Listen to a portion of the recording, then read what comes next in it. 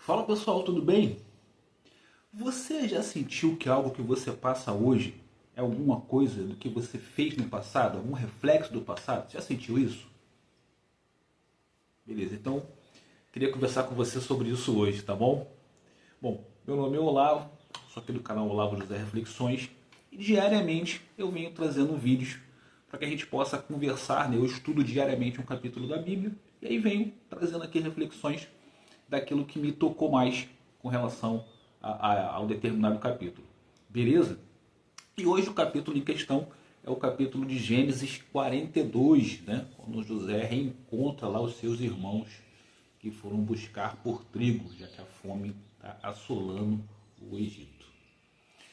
Ah, Antes de mais nada, quero pedir a você que dê o seu like aí no vídeo, né? Curta, compartilhe esse vídeo e, se possível, se inscreva no nosso canal para que a gente possa trazer mais vídeos, né? Possa atingir mais pessoas. O objetivo é buscar que mais pessoas também tenham a vontade de estudar a Bíblia, de conhecer a palavra, enfim, de trocarmos ideias a respeito disso. Mas hoje, como eu disse a vocês, esse capítulo ele começa com Jacó falando de maneira ríspida, né, com seus filhos para que fossem atrás de trigo lá no Egito, já que ele teve notícias de que lá no Egito tinha trigo, a fome vem assolando, né, a toda aquela região, e ele Jacó inclusive fala de uma forma ríspida, né? Jacó parece que tinha alguma mágoa, né, com os filhos. Ele já havia perdido o filho preferido dele, né? A gente sabe que José era o filho preferido e ele imaginava que o filho havia morrido. Então ele vai lá e manda os filhos ir lá. Os filhos vão lá, chegando lá se deparam com José, mas não o reconhecem, né? José os reconhece, fica muito emocionado, né? Um misto de raiva e de amor, de saudade pelos irmãos. Ele fica naquela coisa, né? O que eu faço agora? Mantém os irmãos encarcerados por 3 dias, mas depois ele libera os irmãos com mantimento, devolve o dinheiro, né? Só pede que tragam o outro irmão, né? Que ele certamente também estava com saudade. Ele ouviu os irmãos conversando, então ele ouviu que os irmãos estavam carregando aquela culpa, né? Não sei dizer a palavra exatamente arrependido, tá? Mas eles estavam carregando aquela culpa, eles estavam ali com aquela coisa de caramba, pô, fizemos uma besteira, começa um a acusar o outro, né? Pô, mas eu falei para não fazer e tudo, e aquela coisa toda, né? Ah, mas você estava junto, enfim, né? Tô simulando aqui mais ou menos como é que deve ter acontecido, né? Um querendo tirar a culpa, enfim, mas todo mundo culpado, né? E aí José exige que eles voltem lá, né, e tragam, deixa um, prende um, deixa um preso, encarcerado, libera os outros irmãos, mas fala que eles voltem, né, com o outro irmão para provar que realmente não são espiões e libere todo mundo, né? Ou seja, uma confusão, um turbilhão de sentimentos, né? E eu me apeguei nesse capítulo aqui mais a essa questão, né? Do que você deixa, né? O quanto você deixa o passado influir no teu presente. Isso naturalmente não é bom. Mesmo quando o passado é de lembranças boas ou ruins, se você deixar ele se apegar, se ficar muito preso ao teu presente, isso não é legal, cara. Isso não é bom. Isso não traz coisas boas para o teu presente, porque na realidade você vive o presente. Não adianta você ter tido um passado maravilhoso, porque esse passado necessariamente não vai influenciar o teu presente. Ele não vai ser útil no teu presente. Não adianta você ter sido um aluno nota 10 lá no colégio, lá no ginásio, se quando você chega na faculdade você não consegue refletir isso daí. Não adianta, você vai ficar se apegando àquilo. Ah, mas eu era muito bom. Tá, você era, não é mais. Você tem que ser bom no presente. Quando da mesma forma você pode ter sido um aluno 6,5, 5 ali, a média lá no colégio, chega na faculdade você percebe que é importante você desempenhar melhor, você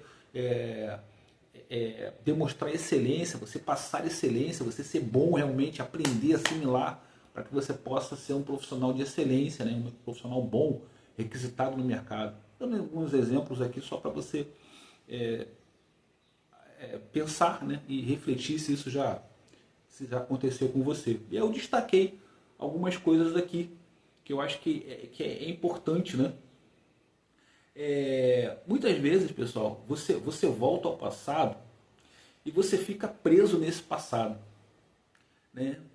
Ah, puxa vida, eu fui tão ruim com o meu irmão e poxa, eu não peço desculpas a ele porque ele tem que pedir desculpas a mim. Enquanto ele não vier a mim pedir desculpas, a gente vai ficar com essa briga. Aí o teu irmão morre. O irmão morre e você, como é que faz? Você fica com aquilo para você. E agora? A quem você vai pedir desculpa? Quem vai vir pedir desculpa para você?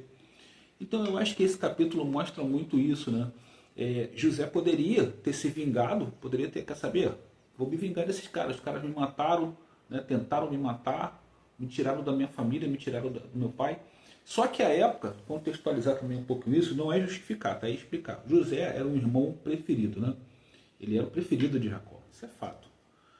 E o que ele fazia? Ele era um caguete, ele caguetava os irmãos, os possíveis erros que os irmãos faziam. Ele estava sempre de picuinha, né? Aí Jacó privilegiava ele, o presente melhor, a túnica melhor deu a ele, ao invés de dar o mais velho, que era o correto, né? Era a tradição à época. Então ele era um cara chato. Sabe aquele cara chato? Imagina aquele colega teu chato, fofoqueiro, que fica de leve atrasinho. Aí você vai, o que você faz? Você maquina um plano por trás dele para tirar aquele cara do teu convívio. Você está errado. Eu estou errado se fizer isso. Não é assim que se faz, está errado. Você tem que fazer, na minha opinião, né, pelos ensinamentos que nós estamos tendo aqui. Você tem que chegar para ele e falar, pô cara, para com isso, para de ser fofoqueiro, para de fazer isso, conversa com ele. Se ele não melhorar, cara, eu vou me afastar de você. Eu não quero mais. Ou seja, mas você não vai inventar uma história, não vai fazer, né? Que foi exatamente o que os caras fizeram. Ao invés de chegar para ele, eu imagino que falasse, né? Mas ao invés de chegar para ele e falar, cara, olha só, para, chega. Não dá para ficar aturando você mais, ficar de caguete, para, isso não é legal. Os caras maquinaram um plano para matá-lo, né? E ainda mais sabendo, né, que ele revelou os sonhos. Os 2 sonhos ele fala que todos vão se prostrar a ele, babá, né? Que Deus conta para ele, enfim. Então os caras estavam ressentidos, estavam com inveja, né? Vamos falar a verdade? Estavam com inveja, estavam, pô, caramba, esse cara vai ser mais novo, vai ser maior, como assim a gente vai se prostrar a ele? E é isso, pessoal, eu acho que a gente precisa tomar cuidado com essas coisas. Né? O passado, a palavra já diz, já passou. Se preocupe com o seu presente. Se você fez alguma coisa no passado que merece arrependimento, se arrependa de coração, peça perdão. Se não tiver a oportunidade de pedir perdão à pessoa, por algum motivo que seja, você não tem coragem, você não tem como chegar, a pessoa morreu, a pessoa não quer falar com você, enfim, a pessoa não aceita o teu perdão, cara, mas aceite o perdão, se perdoe, tire essa mágoa, tire esse sentimento de dentro de você. Não é positivo ficar com esse sentimento, com esse peso, com essa amargura, sabe? Ah, caramba, eu fiz errado, antigamente eu traí, eu bati, eu fiz. Cara, se perdoa, não faça mais. Se possível, motive pessoas a não fazer mais. Se você tiver a oportunidade, leve com a sua experiência e fale para as pessoas, não faça isso, isso não é legal, não vai ser bom. Né? Se você tem filhos, procure criar os seus filhos para que não repitam os erros que você cometeu. Né? Eu tenho certeza que todos aí, eu tenho exemplo, você também deve ter. Né? Hoje em dia é dificílimo, você imagina hoje, abrindo parênteses, né? Criar um filho adolescente sozinho. Imagina como é que é isso hoje. Tanto para o homem quanto para a mulher. É dificílimo. E eu não estou falando de situação material, não. Estou falando de conviver, de entender o tempo. Você precisa entender o tempo dele, você precisa respeitá-lo, você precisa entender, compreender que o adolescente que você foi lá em 1980 e 90 não é o adolescente hoje de 2025. Os tempos mudaram. Não sei se você percebeu isso, cara, mas os tempos mudaram. Então você precisa adaptar-se. Não é aceitar e fazer exatamente. Você tem que ter a tua essência. Eu tenho a minha essência, ok. Mas eu preciso entender, perceber que as coisas não são como na década de 90, na década de 80, e eu preciso adaptar a minha essência a esse momento, para que eu não crie fricção o tempo todo com meu filho. Senão eu vou ficar o tempo todo batendo de frente com ele. Ah, não, você tem que vir aqui e me dar benção, tem que beijar minha mão da benção.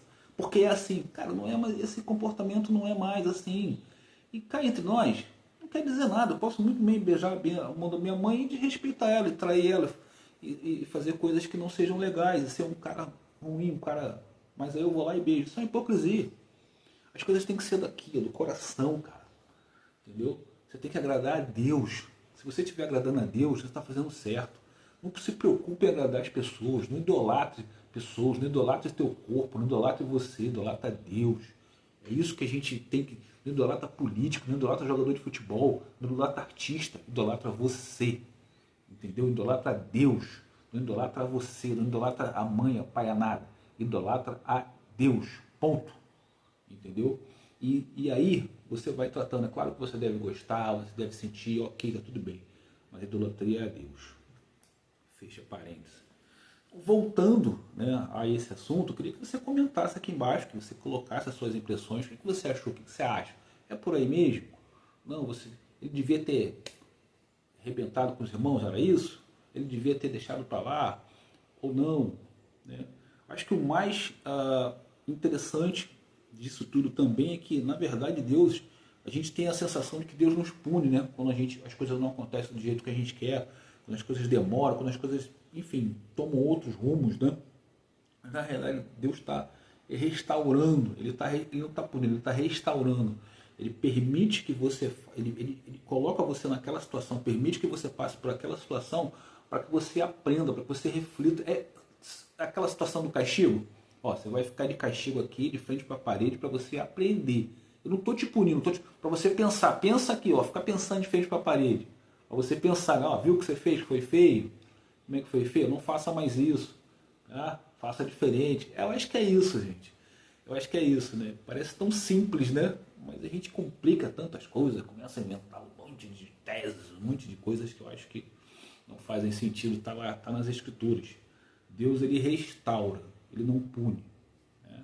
E aqueles que não quiserem ser restaurados, aí sim, aí vão lá na hora do julgamento, eles vão ser julgados porque ele tem que julgá-lo, que é Deus. Não sou eu nem você que vai julgá-los. Beleza, pessoal? Bom, por hoje eu acredito que seja isso. Gostaria, repito, peço a você que possa se inscrever no nosso canal, curtir, compartilhar o que a gente conversou com vocês aqui agora, né? Se faz sentido, se não faz sentido. A gente vai continuar trazendo esses vídeos diários aí, se Deus quiser, se Deus permitir. E, enfim, agradeço a todos que tenham ficado até o final e desejo que tenham um excelente dia, tá bom? Valeu, pessoal. Fui.